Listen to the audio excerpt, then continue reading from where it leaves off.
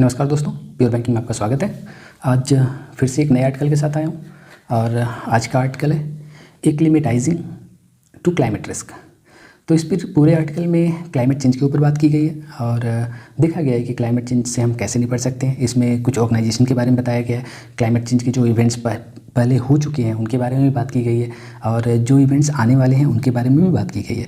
Writer इस पे India पे भी फोकस करते हैं, वर्ल्ड पे भी फोकस कर रहे हैं और बता रहे हैं कि हम कैसे क्लाइमेट चेंज से निपट सकते हैं और इसमें हमारा क्या रोल हो सकता है, हमारी जो गवर्नमेंट है उसका क्या रोल हो सकता है, हमारे जो इंडस्ट्रियल के जो एक्सपर्ट हैं यानी जो बड़े बड़े बिजनेसमैन हैं उनका क्या रोल हो सकता है या एक कॉमन सिटीजन का क्या रोल हो सकता है। इन सारी चीज़ों के बारे में इसमें बात की गई है और ओवरऑल ये बताया गया है कि हमें इस क्लाइमेट चेंज से कैसे निपटना है ताकि आने वाला साल या आने वाले जो समय है वो बहुत ही सुनहरा हो सके और इस धरती को बचाया जा सके। तो ऐसी बहुत सारी चीज़ें इसमें जानने के लिए, तो चलिए हम बिना देरी के शुरू करते हैं और देखते हैं कि इस आर्टिकल में क्या बोलने की कोशिश की गई है। तो शुरू किया जा रहा है एक्लिमेटाइजिंग टू क्लाइमेट रिस्क, जलवायु के जोखिमों का सामना करना। हेडिंग ही बड़ी खतरनाक है कि कैसे हम जलवायु के जोखिमों का सामना करेंगे, इस बात से शुरू किया गया है। तो सबसे पहले एक सजेशन दिया गया है कि इस वर्ष नीति निर्माताओं, उद्योग कप्तानों मतलब इंडस्ट्रीज फील्ड के जो एक्सपर्ट हैं, जो उसके हीरोज़ हैं वो या आम नागरिकों को जलवायु प्रमाण विकल्प बनाने चाहिए। यानी इस जलवायु क्लाइमेट चेंज से रिलेटेड जो है इसका एक विकल्प उन्हें खोजना पड़ेगा उसका सोल्यूशन कि कैसे इस क्लाइमेट चेंज से हमें निपटना है, नहीं तो क्लाइमेट चेंज हमें बर्बाद कर देगा। तो इस सलाह के साथ ये आर्टिकल शुरू किया जा रहा है। इसमें बोला जा रहा है कि आज की डेट में नॉर्थ इंडिया के बहुत सारे हिस्से में बहुत ही कड़ाके की ठंड पड़ रही है। यानी आप बोल सकते हो कि शीतलहर का समय चल रहा है, बहुत ज़्यादा ठंड पड़ रही है आज की डेट में। और ये जो चीज़ें हैं ये लगभग हर साल होती हैं, कभी बहुत कम तो कभी बहुत ज़्यादा, लेकिन इस साल बहुत ज़्यादा हो रही हैं। तो इसका कहीं ना कहीं असर क्लाइमेट चेंज से है, ऐसा राइटर बोलना चाह रहे हैं। और आगे बोल रहे हैं कि ऐसा अनुमान है कि जो ठंडी का मौसम है वो और बढ़ सकता है और लंबे समय तक रह सकता है। और ये सब हो रहा है कुछ रीजंस में ड्यू टू ला नीना की वजह से ये सब चीज़ें हो रही हैं बहुत हद तक। और इस तरह का एक अनुमान भी लगाया गया है कि जो 2021 रहने वाला है वो धरती का सबसे गर्म साल रहने वाला है। यानी इस तरह की पॉसिबिलिटीज़ है कि जिस हिसाब से ठंडी पड़ रही है उस हिसाब से गर्मी भी पड़ने वाली है। तो ठंडी बहुत ज़्यादा, गर्मी बहुत ज़्यादा, तो इन सब चीज़ों को राइटर क्लाइमेट रिस्क से जोड़ के देख रहे हैं कि ये सब चीज़ें इसलिए हो रही है क्योंकि ग्लोबल वार्मिंग का इशू बढ़ रहा है, क्लाइमेट चेंज बढ़ रहा है, इस वजह से चीज़ें बिगड़ रही हैं।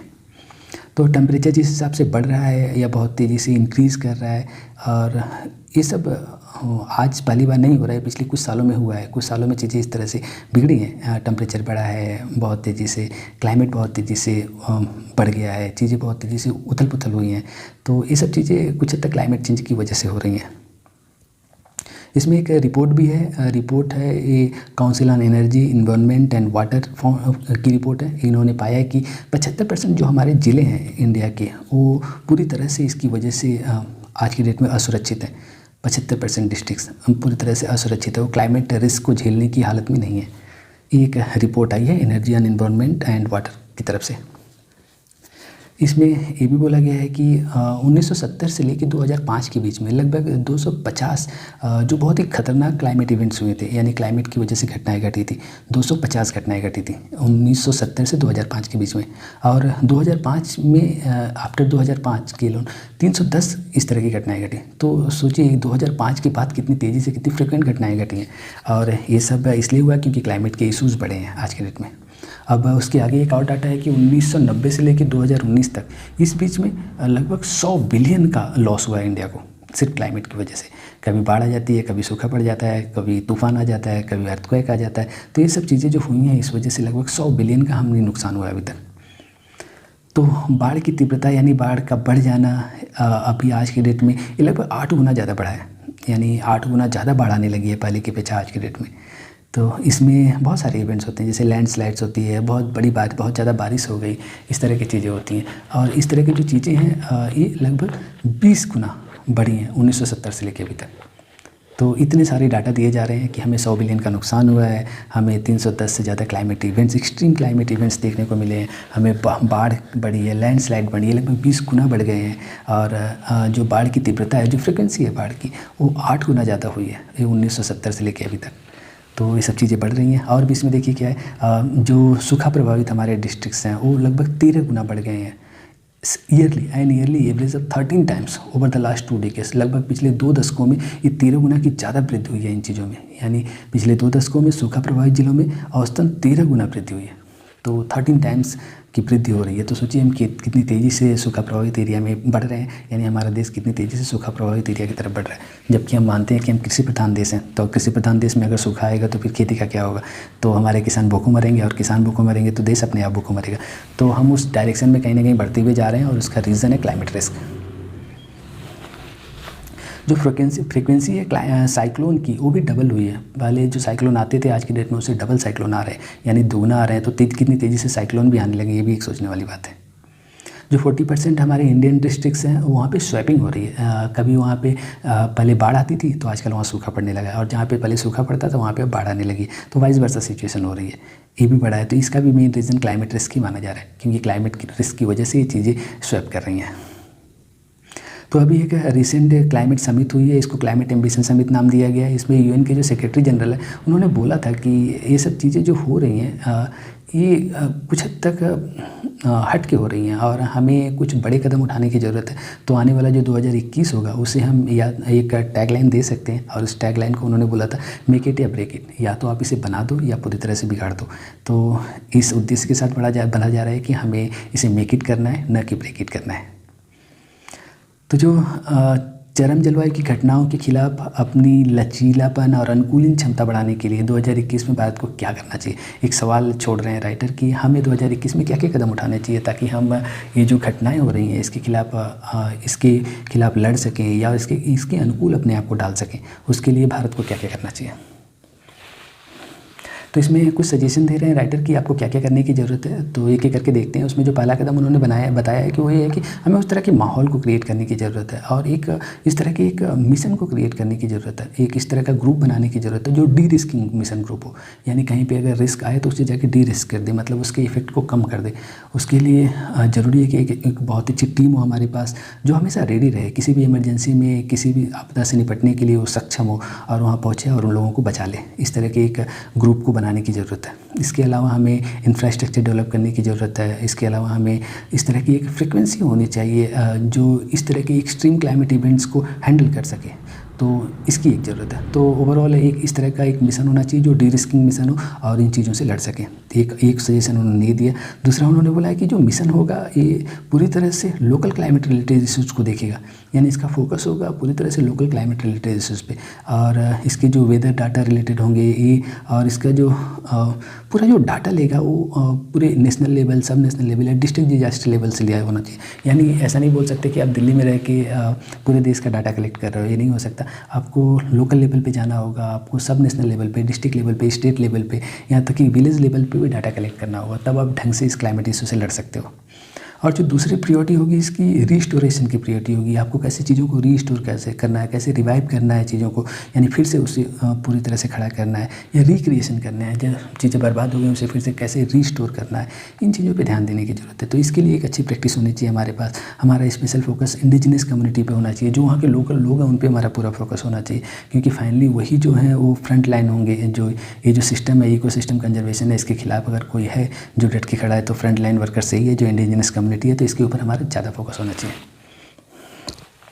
जो दूसरा उन्होंने बोला कि हमें बहुत ही व्यापक स्तर पे क्लाइमेट रिस्क एक एटलस बनाने की ज़रूरत है। ऐसा एटलस जिसमें हमें उसकी इन्फॉर्मेशन मिल सके, हम डाटा इकट्ठा कर सकें स्टेट लेवल पे, नेशनल लेवल पे, यहाँ तक कि डिस्ट्रिक्ट लेवल पे हमारे पास डाटा होना चाहिए, ताकि जो हमारे पॉलिसी मेकर हैं अगर कोई पॉलिसी बना रहे हैं तो उनको इस तरह की पॉलिसी बनाने में आसानी हो।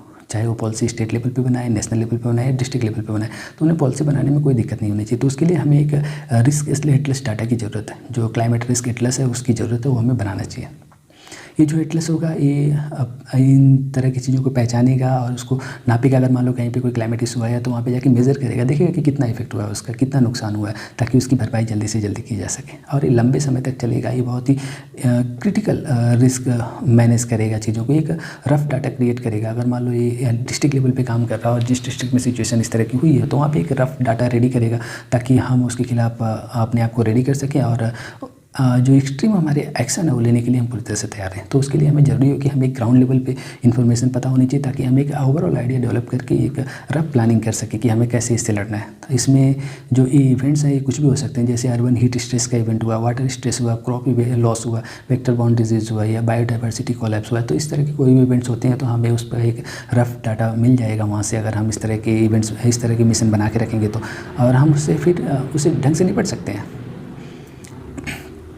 तो ये जो एटलस होगा ये हमें हेल्प करेगा हमारा जो पॉलिसी होगी, यानी हमारा जो लचीलापन और अनुकूल क्षमताओं का आकलन होगा, जो कम्युनिटी और बिजनेस होगी उसके खिलाफ या उसके आप बोल सकते हो सपोर्ट में आने के लिए, ये जो हमें जो डाटा चाहिए होगा वो हमें इस एटलस से मिलेगा। और इसकी वजह से हम जो जलवायु निर्धारण है उसको हम हेल्प कर पाएंगे एक जो हमारे इंपॉर्टेंट इंफ्रास्ट्रक्चर है उसे सेव करने के लिए, उसकी वजह से इस जलवायु से हम ढंग से लड़ पाएंगे। और जो तीसरा इसमें बताया गया वो ये कि हमारे पास एक फ़ंड होना चाहिए इन चीज़ों को डेवलप करने के लिए और इसे लंबे समय तक बनाए रखने के लिए। तो इस तरह के एक फ़ंड को हमें डेवलप करने की ज़रूरत है। वो फ़ंड जैसे ग्रीन क्लाइमेट फ़ंड का, इस तरह का एक फ़ंड होना चाहिए, ताकि हम इसे हम ढंग से मैनेज कर सकें और इसको हम एक सही डायरेक्शन दे सकें। तो हमें फाइनेंशियल क्लाइमेट एक्शन को उस हिसाब से रखना होगा, उस हिसाब से इसको नापना होगा, और रिस्क फाइनेंशियल इंस्ट्रूमेंट और रिस्क रिटेंशन और आइडेंटिफिकेशन टूल को डेवलप करना होगा, ताकि हम इन चीज़ों का सही से इस्तेमाल कर सकें। और उसके लिए जो हमें फ़ंड, जैसे कि ग्रीन क्लाइमेट फ़ंड, इस तरह के एक फ़ंड डेवलप करने होंगे और वहाँ से हमें पैसे लेने होंगे इसके लिए। इन चीज़ों से जो पब्लिक फाइनेंस पूल है उसे बहुत बड़ा बूस्ट मिलेगा, उसे उसकी एफिशिएंसी बढ़ेगी, ताकि जो रिस्क का मैनेजमेंट है उसे हम ढंग से कर पाएंगे। इसके लिए जो इन्वेस्टमेंट का मोबिलाइजेशन करना होगा क्रिटिकल इंफ्रास्ट्रक्चर के लिए, वो भी हम ढंग से कर पाएंगे, और हम हमारे जो कम्युनिटी का एक्शन है उसे हम सही से ले पाएंगे। क्लाइमेट एम्बिशन समिट हुई है बहुत जल्दी, और उसको बोला गया है कि चीज़ों को फिर से बढ़ाएंगे हम, और जिस लेवल पे चीज़ें हैं उससे और हम इससे ज़्यादा करने वाले हैं। एक्चुअली अभी तक हम 20% इस पर खर्च कर रहे हैं, लेकिन अब इसके फ़ंड को बढ़ा के हम 50% करने वाले हैं, ताकि हम इसे और ढंग से इम्प्लीमेंट कर सकें। और फाइनली इसमें बोला गया है कि जो एक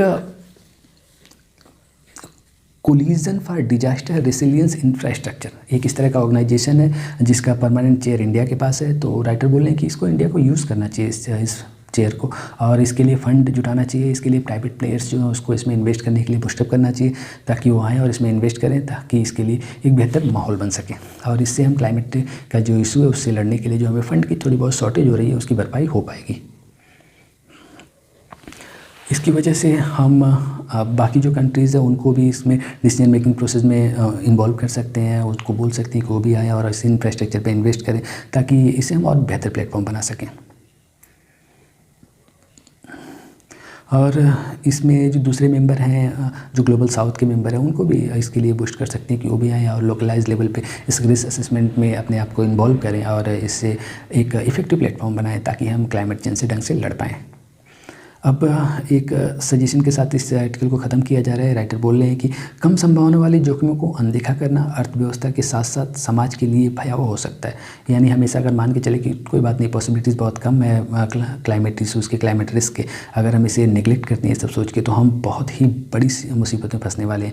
इससे हमारी इकोनॉमी आने वाले दिनों पूरी तरह से बर्बाद हो जाएगी, सोसाइटी पूरी तरह से ख़त्म होने के कगार पर आ जाएगी। तो हमें इसे बहुत सीरियसली लेना होगा, और इसके लिए हमें जो कदम उठाने हैं हमें उठाने चाहिए। तो इसमें जो सबसे आखिरी सजेशन और सबसे इफेक्टिव है कि जो हमारे पॉलिसी मेकर्स हैं, जो इंडस्ट्रियल कैप्टन्स हैं, इंडस्ट्रियल कैप्टन मतलब जो इंडस्ट्रियल प्लेयर्स हैं, या जो हमारे कॉमन सिटीजन्स हैं, उन सबको मिल के एक इफेक्टिव क्लाइमेट प्रूफ चॉइसेस चुननी होगी। यानी जो हमें जलवायु प्रमाण के लिए एक विकल्प तलाशना, वो बहुत ही इफेक्टिव होना चाहिए, ताकि उससे पूरी दुनिया को या पूरी धरती को बचाया जा सके। और ये किसी एक के बस की बात नहीं है, इसको सबको मिल के करना होगा, क्योंकि ये जो क्लाइमेट का इशू आया किसी एक ने नहीं किया है, सभी ने मिल के इस इशू को बढ़ाया है। आज की डेट में जो भी क्लाइमेट का इशू है उसके लिए हर एक इंसान जिम्मेदार है। तो एक हर एक इंसान की जिम्मेदारी है कि वो अपनी रिस्पॉन्सिबिलिटी को समझे और इस जिम्मेदारी को उठाए, ताकि इस देश को, इस धरती को, इस दुनिया को हम बचा सकें। तो इन सारी उम्मीदों के साथ ये आर्टिकल ख़त्म किया जा रहा है। मुझे उम्मीद है कि इस आर्टिकल के बारे में आपको ठीक से बता पाया हूँ। कल फिर से मिलता हूँ एक नए आर्टिकल के साथ, तब तक के लिए